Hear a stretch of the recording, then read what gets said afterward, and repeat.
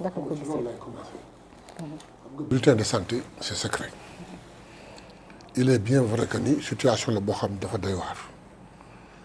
mais mën nañu yóbbu nit defal ko test bu ko amee juridiquement ak dans le cadre juridique et dans le secret de l'instruction ñuy gérer ko mais nag mënoo chaque jour jàpp nit divulguer son bulletin de santé au point où mu ñëw njabaram doomam affaire tout un quartier toute une famille toute une population.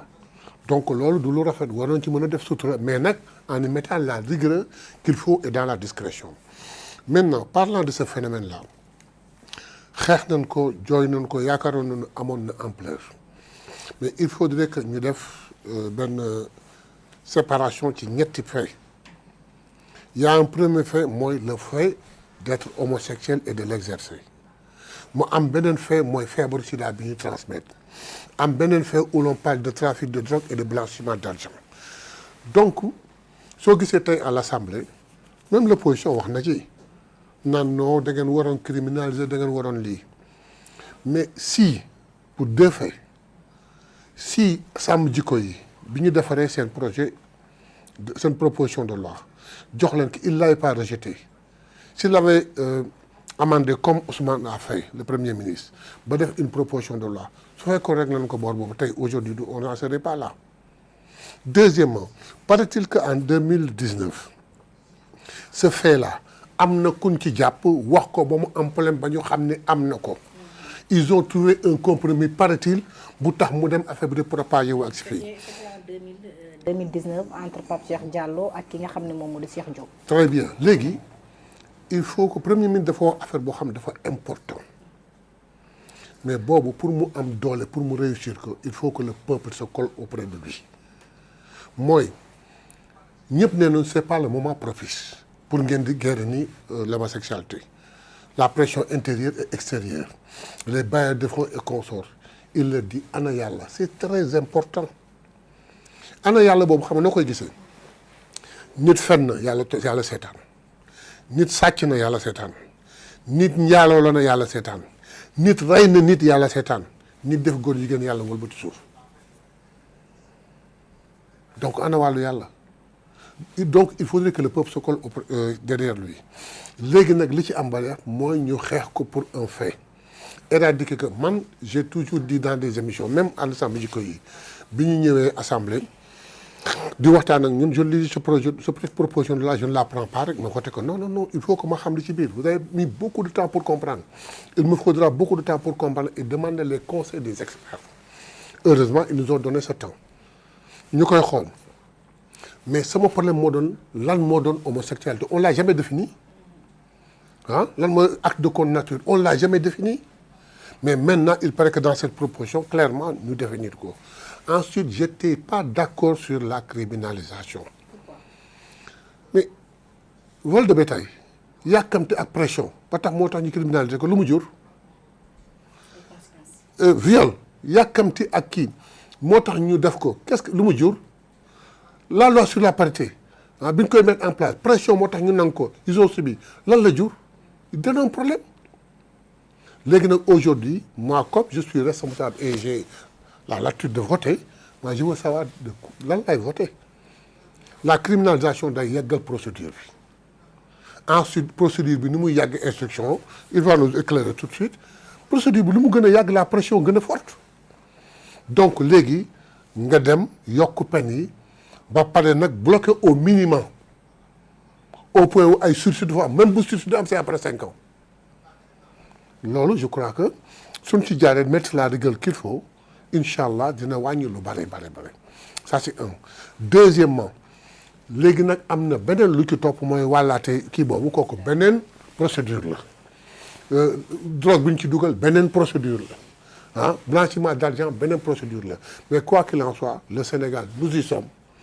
il faut qu'on y aille jusqu'au bout.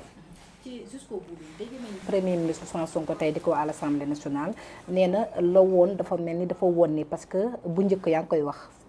bu ñu delloo si ginnaaw ay at si ginnaaw 2019 coow Pape Cheikh Diallo bi ak Cheikh Diop bu mu demee ba si kanamu yoon daa mel duñ ko nëppal ñu daal di ko yemale foofu te alors que mbirum sida sax mi ngi si woon nee na bii nag gis nañu taxawaay ba nga xam ne am ngeen si pression du tax gars yi delluwaat ginnaaw ba tax ne am nañ si yaakaar ne mbir mi lu ko si wa lu laale takkee si yoon dañ def liggéeyam te duñu reculer benn yoon. dégg nga fulla bi mu wax saa yu masaan am pression am ñu bàyyi. gis nañ ko gis nañ l'affaire de Rufisque gis nañ l'affaire de Kaolack saa yu amee pression am ñu bàyyi l'affaire du gosse qui est aux États-Unis aujourd'hui je ne vais pas citer son nom qui est tenté de faire qui parle dans son affaire ils sont allés jusqu'à donner un ultimatum si dans une semaine vous ne le lâchez pas ñu génn waxtu bu ñu waxee dëkk bi tukki en moins d'une semaine ils l'ont lâché yóbbu ko mu dem États-Unis donc moom li mu wax il faut ñu retenir une chose importante ñun kenn duñu woo dina wax pression duñu wax quoi que ce soit. kon mën nañu am yàqin ni yéen kenn du leen teg pression. non mais on ne nous mettra pas de pression. mais la preuve on a promis de le faire on est en train de le faire dara du am mais moom il dit que en tant que autorité moom ak président de la République kenn du leen woo di leen mettre sous pression. léegi nag li ci des mooy que le peuple l'accepte mais nag il faudrait que hypocrisie bi ci peuple bi mu wàññeeku. ñëw toog ci plateau yi wala toog ci grand place yi wax oui non kërëb ba pare jaare daal ci suuf di wax heureusement que sax ci biir loi bi ñu dugalaal ci apologie ak tout des tas de choses donc nous y sommes parce que si nous ratons cette occasion pour régler ce problème-là il nous sera très difficile de revenir là-dessus. mais on a tey jii buñ ci demee ba amaana ñu saytu affaire yi ñu gis ci ay tur yi mag wala ay kilifa est-ce que jàpp ne loolu du tax quand même ñu reculer wala ñeneen ñi nga xam ñoom si bitim réew woo ñu wax comme nañ ko doon defee ci temps Macky bu leen bàyyiwul ñu wax jàpp nga ne loolu du tax ñu. amul loi wu baadoola ak loi wu kilifa si c'est fait c'est un fait boo xam ne li ñu ciy ragal mooy ñu dem ba jot ci kilifa diine yàlla tere mais kilifa diine nga wax yàlla dafa alak ñi ko doon def. donc kilifa diine daf ko waroon tere bu yàlla dogaloon tey mu am nattu ba dugg ci ni ñu tuddee nii ak ni ñu waxee nii nañ ko ci boolee régler problème am buy kilifa à de même chose buy perte nëpp nëppal pourquoi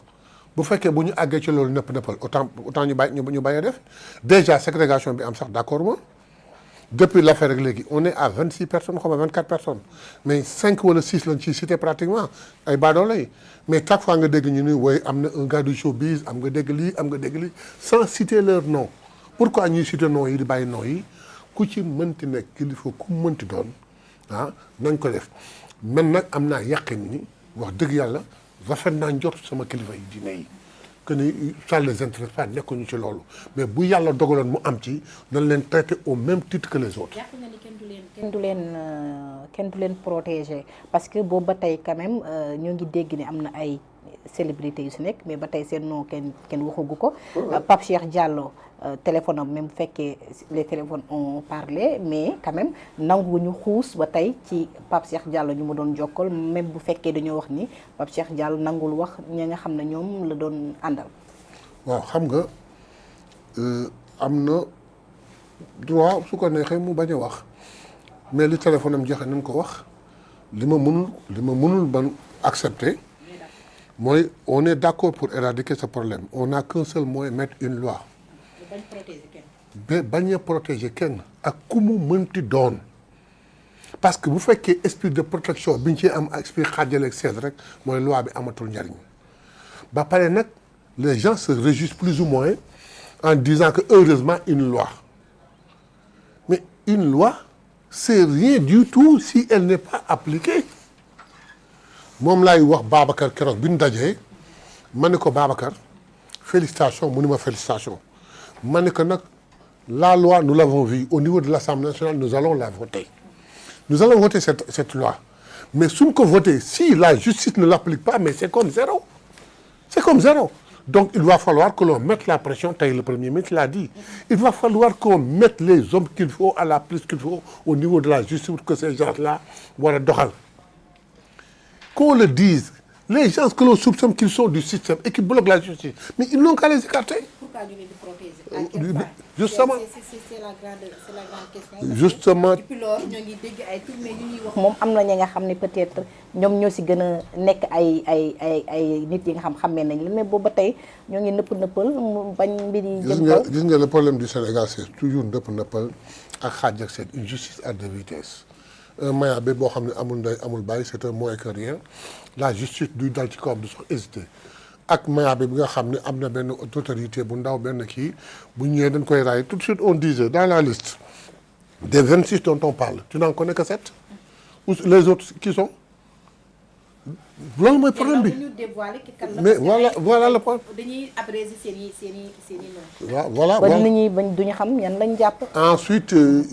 quelqu'un me faisait une réflexion ce matin en me disant que on ne veut pas encore toucher la jeune féminine.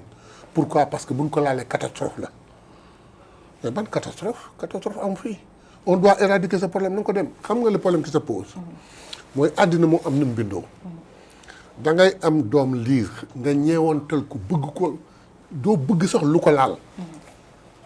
tu vas chez le médecin yóbbu ko chez le médecin yow nga toog quelquefois médecin bu téye xale bi da ngay bëgg a yuuxu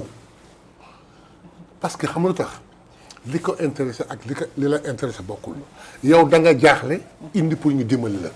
moom tout son problème mooy moom nga wóolu na fexe ba feebar bi ci xale bi dañ ay yuuxam ak ay wañaaroom ça ne l'intéresse pas problème bi nag mooy naa fexe trouver un moyen par A ou par B pour que rapidement lii nga ma yaakaare mu dañ xale bi buy yuux nga naan yow da ngay toog doon nag ma kii du def ndànk c'est pas son problème donc dans ce même cas fii nag docteur bi c'est la justice mu dëgër mu nooy mu def na ko def pour ñu éradiquer ce problème là maa ngi koy waxaat léegi imam ñëw na xëy na dima jàppale nit fen na yàlla seetaan nit rey na nit yàlla seetaan nit sàcc na yàlla seetaan nit def li yàlla wëlbati àddi mooy wane na boppam donc daal il faut qu'on y aille jusqu'au bout macha allah. ñu dalal